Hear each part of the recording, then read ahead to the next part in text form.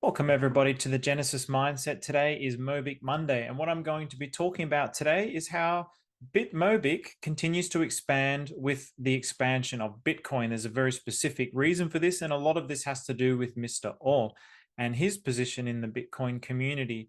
And so what I'll be sharing with you today is a specific interview that he had with a doctor, a famous YouTuber in South Korea. And I'm going to be sharing with you, that's all in Korean. So I'm going to be sharing with you some of the main points from that particular video.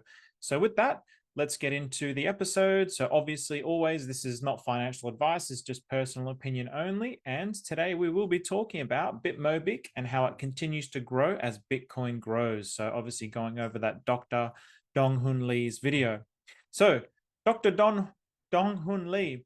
So Mr. or Dr. rather, Donghoon Lee has many subscribers, 124,000 subscribers. And Mr. Oh at the moment is extremely popular. And his popularity actually fluctuates with the price of Bitcoin.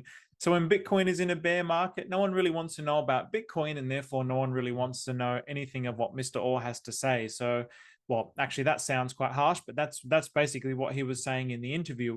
He's been in Bitcoin for a very long time, and people not really paying any attention to what he's saying in the bear market, which is exactly when you should be paying attention to him.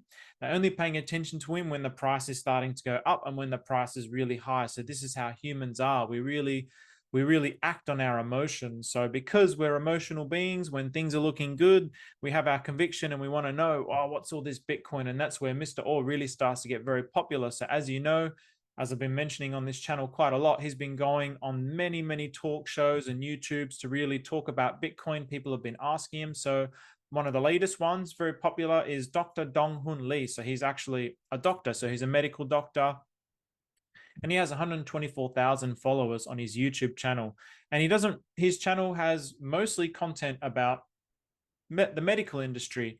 And when he actually invited Mr. Oh on, he invited him on so they could discuss blockchain, Bitcoin, BitMobick, and Mr. Oh's background and history into blockchain and his history in general. So this is obviously something that Dr. Donghoon Lee was interested in. And this is evidence, of course, of the fact that, yeah, outside of the Bitcoin world, so Dr. Donghoon Lee doesn't really know a great deal about cryptocurrency and blockchain. So this is why he invited him on to really learn about it. So this is really quite interesting that it always happens when the price is really starting to rise. So Tae Min Oh, Mr. Oh, is obviously the founder. So I have covered this in previous videos, but if you are new to the channel, he's studied commerce and economics of money.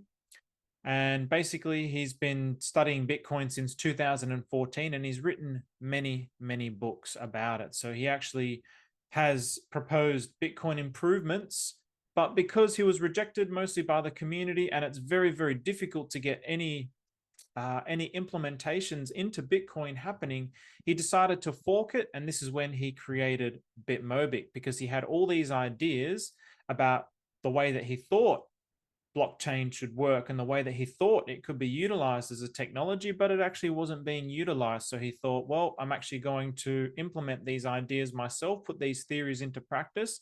And this is where BitMobick actually came from. Obviously, he is a professor and therefore he's extremely well read. So he actually wrote his first book during a hiatus in university. So it's not very common that you hear people writing books during university. So while he was in university, he took some time off to actually write his first book. And while he was in university as well, he would read a lot. And that was actually some of his closing advice for the medical students that followed Dr. Donghoon Lee's YouTube channel, to actually really read a lot. So really quite interesting there. And Mr. Oh is very forward thinking. So one of the things that he mentioned in this, he actually predicted the touchscreen smartphone. So this is before Apple invented the touchscreen smartphone, which revolutionized the way that we use phones and revolutionized the way that we interact with each other. He actually predicted this movement before it actually happened. So he's always been very forward thinking. He's always been able to predict things from the future. So this is something that I've picked up on very early and something that I've recognized and been very bullish on the BitMobick project to begin with. So now on to BitMobick. Oh, bugger. Okay, so the final goal of BitMobick. BitMobick is the forked Bitcoin enterprise network connecting businesses and people with blockchain technology. So I've tried to summarize what I think BitMobick is. So it's trying to integrate and connect networks of businesses with people to actually utilize blockchain technology. So it was often in the early days referred to as the enterprise blockchain. And honestly speaking, I actually didn't really pick up on this point for quite some time. It only dawned on me a few months ago. This is what they actually mean by an enterprise blockchain. So Mr. Orr sees blockchain in a way that he saw phones before smartphones were invented. He sees it as a powerful and revolutionary technology, and it's not actually being utilized to its full capacity. So this is something that he's very, very passionate about. It should be something that really everyone can experience it as it is in their day-to-day life, but this is not actually how it currently is. In order to use blockchain, in order to use cryptocurrency, you don't need to know too much, but a lot of people are off put. It's not in the background of everything that we do, whereas smartphones are really in the background of everything that we do. So blockchain is not yet at that point, but I do believe that it will be in that point. And I do believe one of the key points, one of the key driving factors of this is going to be the emergence of the metaverse. So in many ways, really, you could already argue the metaverse is here. So Pokemon Go, for example, really was it had massive virality around the world where we used our phones and we'd go and integrate with the world and try to capture our Pokemon with our phone, and we'd have this augmented reality on our phone. So augmented reality, virtual reality, all of these things, Web3 are part of the metaverse. So the culmination of the blockchain, artificial intelligence, and the metaverse, along with all the computing power and databases that actually need to go into that and the energy that needs to go into that, when these things coalesce, we're really going to revolutionize the way that we interact with each other and interact with the world. So there's a lot of pros and cons with this. And this is actually something that I cover in another section of my YouTube channel. So you can actually have a look at this here. Excuse me. You can actually have a look at this here on one of my playlists here. So the BitMobick white paper also goes into and emphasizes the metaverse as well. So if you do want to know about the BitMobick white paper, I've also covered that on my YouTube channel. And if you like to read it, I also leave that in the description there where I've put that on my website. And obviously, in order to fulfill this goal, Mr. Orr believes that it needs to be picked up by one of the big 5 IT companies. And so one of the big 5 IT companies he identifies as Microsoft, Google, Amazon, Samsung, and what was the other one? So it was at the bottom of this picture. Microsoft, Google, Amazon, Apple, and Samsung, of course. Okay, so now those big 5 IT companies, I'd put it here. So Microsoft, Apple, Google, Samsung, and Amazon. Obviously, as a South Korean, he has a preference for Samsung. So he's patriotic and he wants it to be something that begins in the country, but they're actually really quite difficult to approach. And of those 5 major companies, all of them, as we know, are starting to get their feet and hands really dirty with artificial intelligence. Not dirty, but they're really developing their businesses towards that direction. So Google, when they had their new CEO, Sundar Pichai, one of the first things he did was, we need to make a focus on artificial intelligence. So this was years and years ago. He was also predicting these things. So now we have, you have Chat GPT on your phone these days. I can actually, it's amazing. I'll be covering this on my artificial intelligence section of my YouTube channel, but basically now with Chat GPT 4.0, I can have a seamless conversation with Chat GPT where I can talk to it, it can talk back to me and give me all the answers. It's actually quite brilliant. I've been doing that. And when you have ideas and you're doing work, you don't want to sit there and start typing, but you can just go there and start talking to it. So anyway, I don't want to get too distracted there, but these are the companies, these are the revolutionary companies where already those AI things are in the background. So they're the ones that need to start to utilize the power of the blockchain in everything that we do. Because again, once the metaverse is really at the forefront of everything, and things like NFTs and real world assets, and everything is commoditized, everything is tokenized. This place that I live in will be tokenized. Every single investment class will be tokenized. Everything will be on the blockchain. Even now, obviously, with artificial intelligence, is it the real? Is it the deep fake? But if it's on the blockchain to verify everything, the power of the blockchain expands beyond just tokens and price go up. So this is something that Mr. Oh really sees, and this is something that he's really envisaging for the future. And he believes if it does get picked up by one of these big 5 companies, that the price of BitMobick will basically flip Ethereum. And when I heard that, it made me very bullish. And to be honest, I can't help but agree. So one of the things that he's actually doing, because they're very difficult to approach, he's taking an indirect route through the university connection. So obviously these big companies will have connections with universities. That's where they get their newest talent. So if they can get BitMobick into these universities, they've already started to get BitMobick into some universities. They got one university that signed up, and they got another one that they're getting ready to sign up.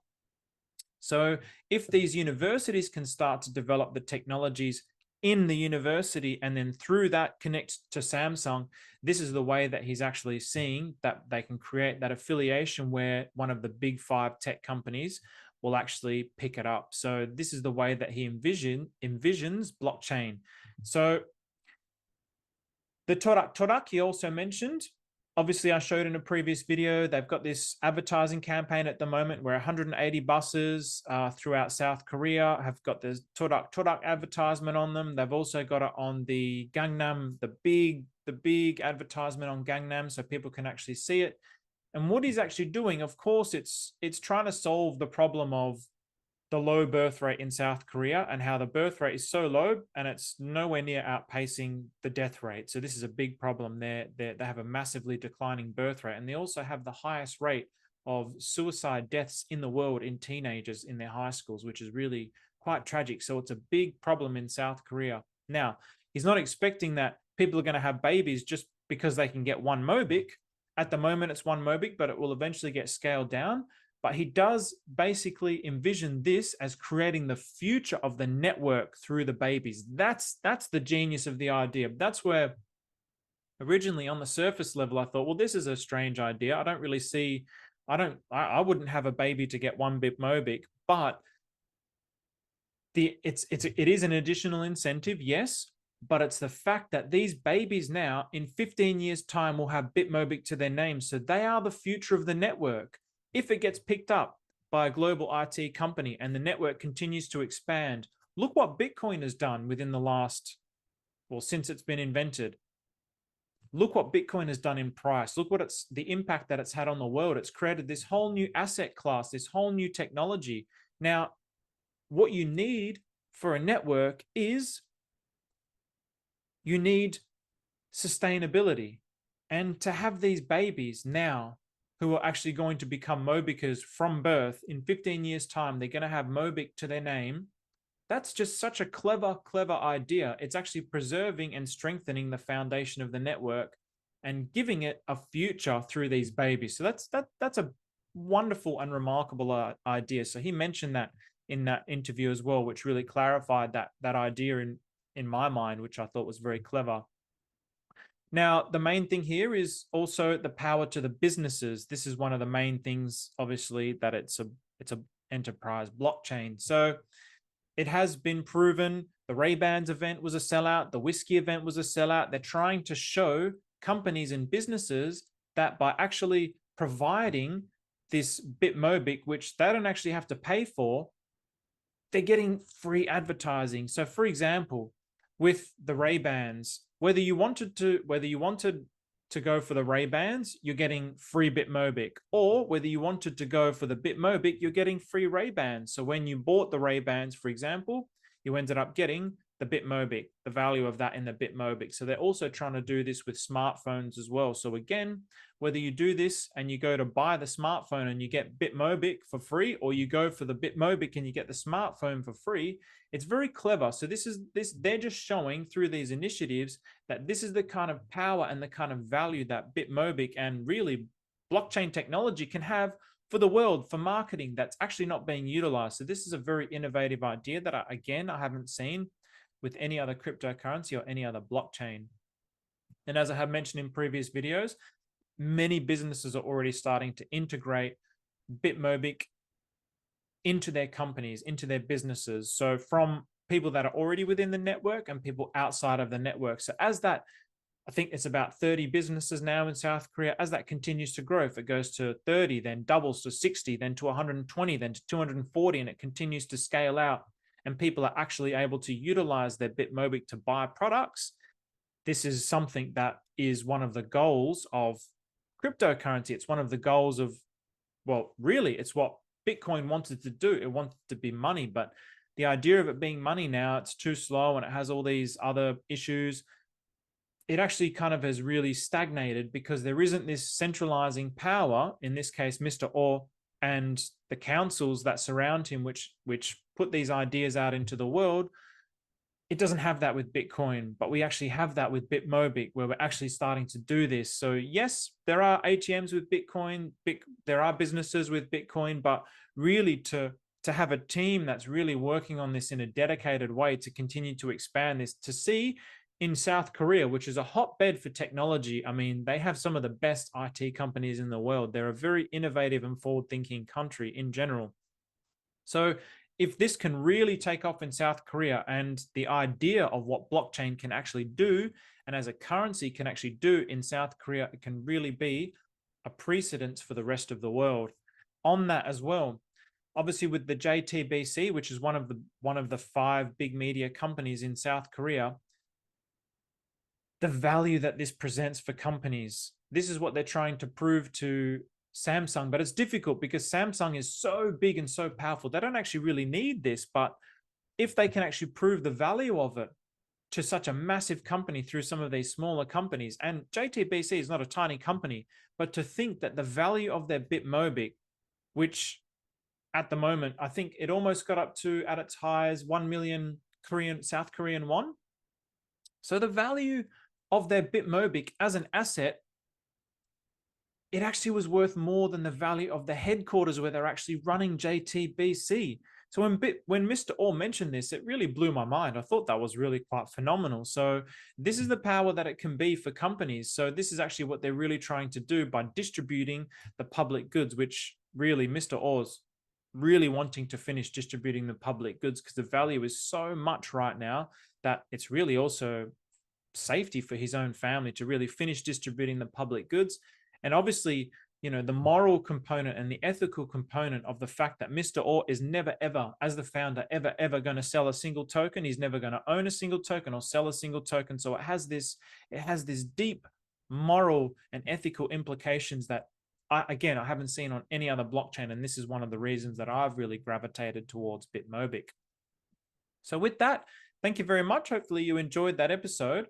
What I want to do, just very quickly, I won't be doing a book reading here. I want to actually just very quickly share this event. So as you may or may not know, I am obviously very big into mindset. And one of the things that that have really helped me with my mindset is meditation. So the reason why I meditate is to have a clear mind. And in terms of investing, having a clear mind so you can have clear decision making and having emotional control is very, very, very important. Like, we really fluctuate with emotions. We buy with FOMO, or we buy with greed, we sell with, or we buy with FOMO and greed, and then we sell at the wrong times. We'll sell at bottoms when we're starting to fear then it's going to capitulate. So emotions are such a big part of investing. And in my opinion, it's one of the biggest parts. I mean, Warren Buffett, Charlie Munger, I mean, these guys are some of the richest men in the world. They're big advocates of mindset. So I'm very big on that. And I'm very big, obviously, on meditation. It's been my tool to sharpen my own mind, to help me with these skills that I've needed to help me with my own investing. So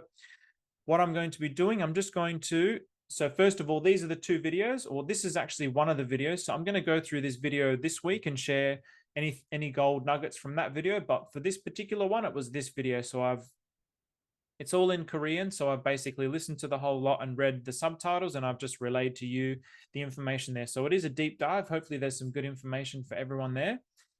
And I will share the link in the description below. And so this World Meditation Day, so 2024 World Meditation Day is going to be Tuesday, May 21st. So American Eastern Time, from 9 a.m. to 9:45. So this will be hosted by Blake Guss. Blake is one of the meditation hosts for online meditation events. I have a lot of conversations with Blake. He's an amazing guy. He's got a YouTube channel as well.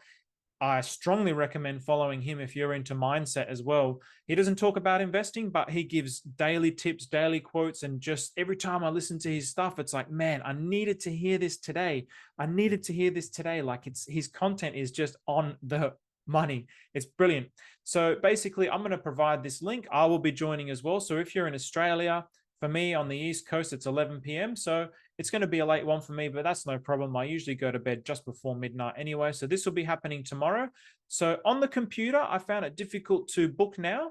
It kept coming up with some issue, but when I did it on my phone, there was no issues whatsoever. So essentially what they're doing is doing a meditation event, 45-minute program. It will be a guided meditation event by Blake. And this program includes lighthearted, fun activities and a unifying meditation that will bring inner peace and self-awareness.